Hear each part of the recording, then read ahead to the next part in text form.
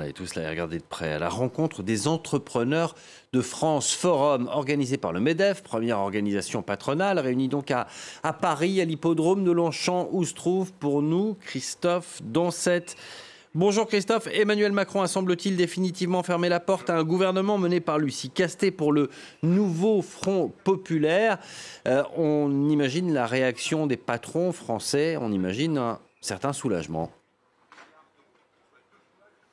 Alors un certain soulagement, oui, car le programme de ce nouveau Front populaire n'était pas franchement populaire ici dans les allées de l'hippodrome de Longchamp, notamment par exemple l'idée d'un SMIC à 1 600 € entièrement supporté par les entreprises, ou encore la perspective de voir un certain nombre d'impôts augmenter. Tout cela n'était pas été franchement décrié. Mais ce soulagement il reste très relatif, hein. C'est même un petit soulagement, car finalement ce matin, vous le disiez, on n'y voit pas tellement plus clair. Il n'y a toujours pas de fumée blanche qui est sortie de l'Elysée, et donc ça fait maintenant 42 jours qu'on est sans gouvernement, ou en tout cas avec un gouvernement démissionnaire, et cette perspective de ne pas avoir de gouvernement, eh bien c'est pas très bien vu ici, puisqu'on a besoin, quand on est entrepreneur, de perspective, de stabilité, de certitude, et pas d'incertitude comme c'est le cas pour le moment.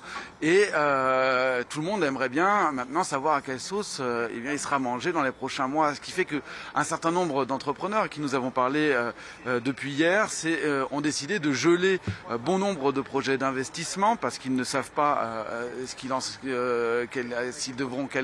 somme ils devront payer en impôts, quelle perspective financière ils ont devant eux.